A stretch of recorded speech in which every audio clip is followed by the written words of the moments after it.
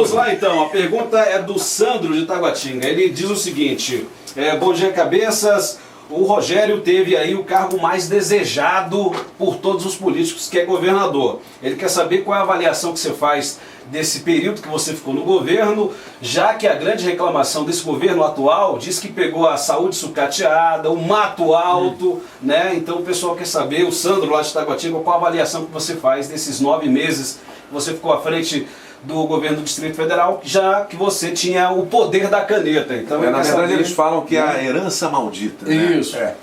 Primeiro, sobre a herança financeira.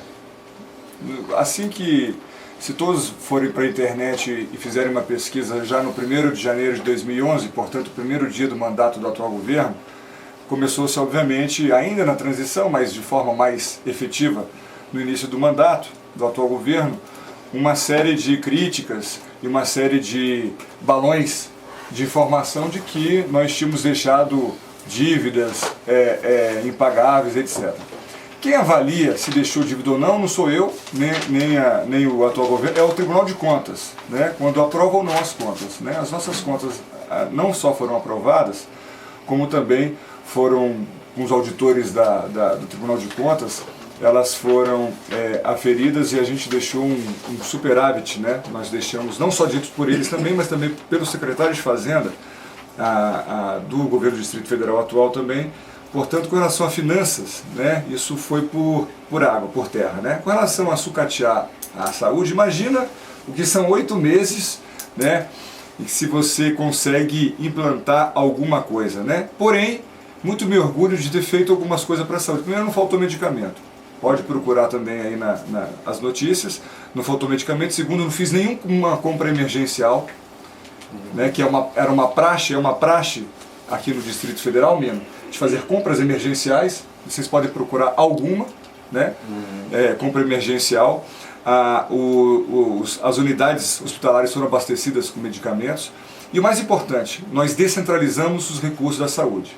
Era impensável que um hospital de base, como, por exemplo, que é a maior unidade hospitalar do Distrito Federal e a mais complexa, tinha 10 mil reais por mês para gastar.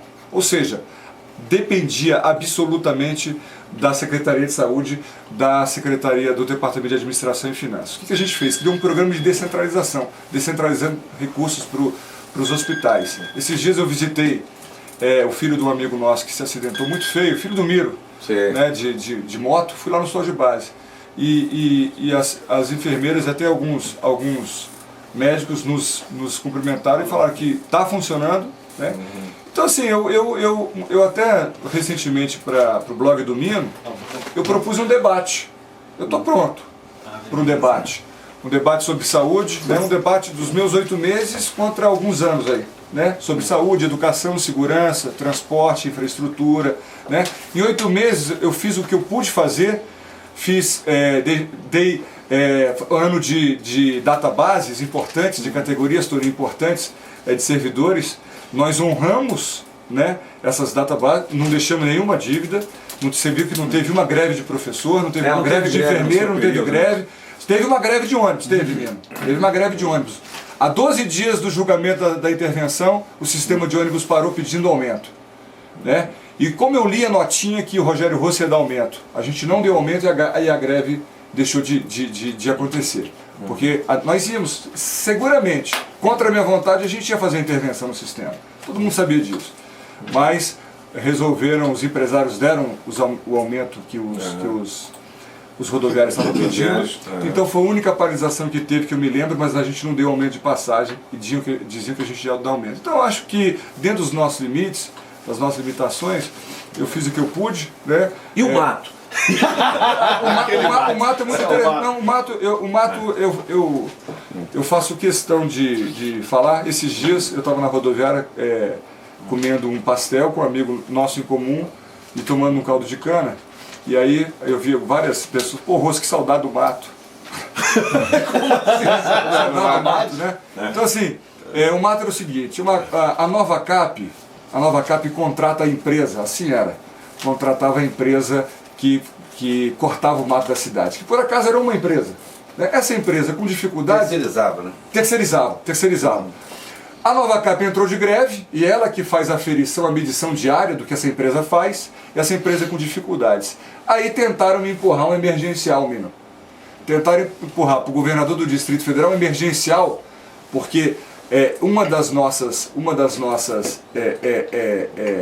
linhas de ação em 2010 foi dizer não aos contratos emergenciais, que sempre foram um padrão aqui no Distrito Federal. E aí me empurraram, olha, faz o emergencial, contrata uma empresa emergencialmente, etc. Eu falei, não vou fazer. Eu vou ter o desgaste, né? Mas seguramente eu prefiro ter o medicamento dentro do hospital, eu prefiro honrar com compromissos para os servidores públicos de aumento de remuneração, eu prefiro manter a matrícula dos alunos do que eventualmente fazer um emergencial, né? De última hora de milhões, para, vamos dizer assim, aparar uma aresta que em 20 dias a gente ia resolver. Outra coisa, ô Toninho, eu faço um desafio. A gente, com a pouca estrutura que a gente tinha, com maquinário próprio, a gente começou a fazer o corte de grama de fora para dentro, das cidades para dentro. Normalmente se faz o plano no Congresso, na Asa Sul, na Asa Norte, porque aqui é a caixa de ressonância da mídia. Eu fiz o contrário, não me arrependo, faria tudo de novo, só que eu acho o seguinte, está errado fazer contrato terceirização de corte de grama. Está errado. Quem tem que fazer é o seguinte, cada RA, cada administração regional, essa eu penso de fato, tem que ter a sua unidade da Novacap. A Novacap tem que ser descentralizada. Novacap Ceilândia, Novacap Sobradinho, Novacap Planaltina. E a Novacap Planaltina ter sob a coordenação do administrador regional e ter o seu departamento de obras, Toninho. Assim tem que ser. Porque Brasília é uma outra configuração. A Brasília de hoje é uma configuração totalmente diferente dos anos 80, que é a atual configuração de plano piloto, de corte de grama, de poda, etc. Lhe empurraram também o secretário de Fazenda? Oi? O secretário de Fazenda, seu? O André? Não, Mino, não. O André... Quando você entrou lá, você queria tirar ele depois? Não, o André ele já estava. O André Clemente, porque é o seguinte, primeiro eu queria fazer um cumprimento ao Mino Pedrosa. Deixa eu falar ele chegou e eu quero ser muito forte. Não, chegando agora. Mino Pedrosa, deixa eu falar. Primeiro, ontem eu vi uma brincadeira do Sassão dizendo que você parece o Datena. Na verdade, tem nada a ver, você é muito mais elegante que o Datena. Garoto! Segundo, a gente já se conhece há muito tempo. Terceiro, parabéns pela sua coluna. A Cuide de Nova eu já lia desde a sua origem, mas agora no Jornal de Brasília você tem a sua coluna diária e é muito boa e muito ativa, e você já me deu um espaço lá para uma entrevista e a gente se atualiza muito na tua coluna. Bom, não me empurraram. Imagina o seguinte, eu tinha 8 meses para gerenciar um caos, vamos dizer assim, administrativo. Ou eu contava de fato com um servidor público de carreira, ou eu não ia conseguir, Toninho. Qualquer um de vocês aqui ia fazer essa opção. Você não pode montar uma equipe, né, de pessoas da sua confiança, não servidores, em 8 meses. É impossível. É verdade. Esse atual governo tem pastas que já tocou 4 vezes o secretário, né? Então é o seguinte, ele era um servidor de carreira, eu não o conhecia, né? Eu conhecia outros servidores de carreira que eu imaginava que poderiam assumir a pasta. Mas sabia da relação dele com o Durval Barbosa? Não, o André é um servidor de carreira mesmo. E extremamente, tanto é que hoje é secretário do Marconi Perillo. E ele é extremamente competente. Então, assim, conversei com ele é muito técnico, o André, muito técnico, e eu falei para ele, André, deixa eu te falar, nós estamos passando por um período, são 8 meses muito difíceis, onde a gente não pode deixar que o serviço pare, mas ao mesmo tempo a gente precisa botar lupa e agir com os órgãos de fiscalização e controle em cima de contratos, etc, etc. Você está preparado? Ô Mino, a gente não pode fazer injustiça. Ele deu uma aula de finanças. E tanto é que deu que a parte financeira aferida pelo Tribunal de Contas foi aprovada com louvor, né? Então, ele foi muito bom. Mino Pedrosa, ao vivo aqui, direto do Kid 9, da coluna do Jornal de Brasília, com o Rogério Rosso e os convidados da nossa bancada de hoje, dos cabeças da notícia do Jornal da Rádio Mania. Olha, daqui a pouquinho eu quero saber a avaliação do Rogério Rosso com relação à construção do estádio Mané Garrincha, que é o tema mais polêmico do atual governo, não é isso? O Rosso também gosta de futebol, né? Bom, Toninho, eu vou te falar. Eu vou falar uma coisa aqui na rádio, aí, até em homenagem ao Mino que está aqui começando hoje, uma coisa que eu nunca falei publicamente. Bom, eu fui chamado pelo ministro dos Esportes, Orlando Silva, naquela época, E o Orlando Silva me colocou, se ele estiver escutando, ele vai saber que é verdade, ele me colocou contra a parede. Ser bem direto. O ex-ministro. O ex-ministro dos esportes. dos Na esportes. época era o Aliás, ministro. por incrível que pareça, se elegeu vereador em São Paulo. Ele falou para mim que o presidente Lula tinha um receio de tornar o Mané Garrincha um elefante branco. E se não existia possibilidade do governo do Distrito Federal reavaliar o projeto. Eu falei para o ministro que eu entendia essa preocupação, mas que dado aos prazos que a FIFA tinha colocado, ao cronograma da FIFA, já tinha carta da FIFA dizendo que o DF já estava atrasado, nós não tínhamos o projeto B, nós não tínhamos o plano B, o DF não tinha um estádio de 45 mil, 50 mil lugares. E aí a Nova Cap licitou o estádio. Se não me falha a memória, para não ser... Se errar, eu vou errar por pouco, o estádio foi licitado por 696 milhões. Só que ele foi licitado sem cobertura, e se não me falha a memória, sem arquibancada. Por que sem cobertura? Porque segundo os encargos, o caderno de encargos da FIFA, só deveria ter cobertura, pelo menos é o que me informaram à época, o estádio que abrisse ou fechasse a Copa. Entendi. Como nós não sabíamos se Brasília ia abrir, e já tinha o zum muito forte, que São Paulo ia abrir a Copa, mesmo sem estádio, né? O que eu fiz? Ó, licita do jeito que está e vamos brigar pela abertura. E quando eu lembro que, quando eu estava vendo televisão, na hora do almoço lá em casa, em 2010, no governo, estava vendo TV, né, com a assessoria de imprensa. E eu Era vi na Band. na Band. E aí eu vi que o Itaquerão ia ser o estádio de abertura da Copa. Que o presidente Lula e o Ricardo Teixeira, o presidente da CBF na época, e o presidente da FIFA tinham decidido. Aí eu achei estranho, porque num estádio que não existia ia abrir a Copa, eu mandei a carta desaforada para a FIFA. Entendi. E o Jerome Valk, me respondeu. Respondeu dizendo que não tinha nada definido, que Brasília é a capital do Brasil, que tinha condições plenas de abrir a Copa, etc, etc. Mesmo assim mantivemos sem cobertura. 696. Foi licitado o estádio de 70 mil lugares. Né? Eu não gostaria, sinceramente, Toninho, não sei se vocês iam ter a mesma decisão que eu, mas eu acho que a Copa do Mundo, ter Copa do Mundo num país e não ter jogo na sua capital estruturada, acho isso um crime. 2, não abrir a Copa do Mundo em Brasília é um outro crime contra o país. 3, eu percebi que a FIFA se arrependeu em não ter feito o jogo de abertura aqui. Eu não sei se vocês perceberam isso, mas a minha percepção foi que a FIFA, em alguns comentários, ela se arrependeu.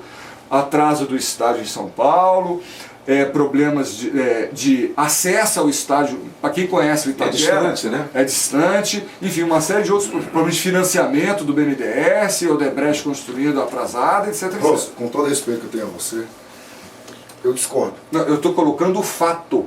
Não, você falou seu que som. um país que é um país considerado o país do futebol e uma capital não poderia deixar de ter um estádio. Eu discordo completamente com você. Deixar de ter um jogo da Copa com uma Mané Garrincha no centro da cidade. Não, eu acho que não. Eu acho que o que foi investido 2 bilhões aproximadamente, 2 bilhões e meio. Mas 2 aí bilhões no estádio, eu também discordo. Por favor, 2 bilhões. deixa eu concluir, por favor. Eu discordo, porque a saúde tem tido algumas melhores, mas não é suficiente. A população ainda reclama e muito.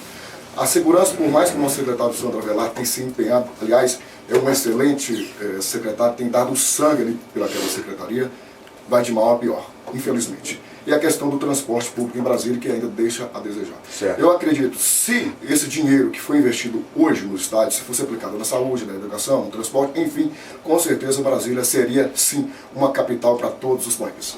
A minha opinião. Eu acho a sua opinião, e vou te falar, eu concordo 100% com a sua opinião. Sabe por quê?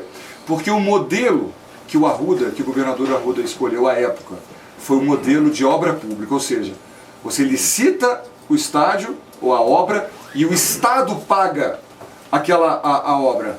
O modelo que eventualmente foi escolhido em outros estados e que o BNDES sugeria na época era PPP, ou seja, o privado que ganhasse a licitação botava dinheiro dele privado no estádio, comprando, né, o risco do privado, e ao longo de X anos, como uma PPP plena rege, né, a lei das PPPs, ao longo de 20 anos ele vai ter o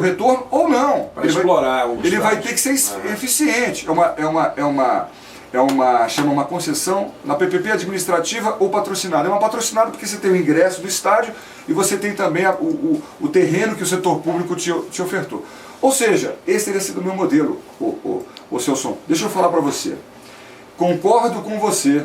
Saúde, isso é prioridade básica. Isso aí tem que ser feito como aquilo que eu falei na entrevista do Mino, tem que ser feito apartidariamente. Né? É só um imbecil para não focar isso. Só que com relação à Copa do Mundo, poderíamos ter feito sim o estádio. Eu, na minha avaliação, o projeto é bonito, é bacana, mas poderia ter sido sim recurso privado, poderia, um modelo, mas era um modelo que demora para você fazer uma modelagem, etc. Aquele era o momento. E te digo, Celson, concordo com você, não precisa esse gasto desse tamanho como foi feito. E foram recursos da Terra Cap, né? Foram recursos da Terra Cap. É porque venda de terra. Nós temos o DF tem a vantagem, né? Enquanto o campus no estado do Rio de Janeiro é riquíssimo porque tem royalty de petróleo, né? E um município no Nordeste é paupérrimo porque não tem nada, o Distrito Federal, nosso petróleo é a terra dele. É imobiliária, que chama Terra Cap. É o que oferece recursos para o Distrito Federal se desenvolver. Tem que ser feito isso com muita cautela, utilizar recursos, recebíveis, terrenos, com muita cautela, para que a gente não esgote a capacidade de investimento do Distrito Federal, mas ao mesmo tempo que a gente possa utilizar sim, esses recursos para o desenvolvimento da cidade, de forma equilibrada.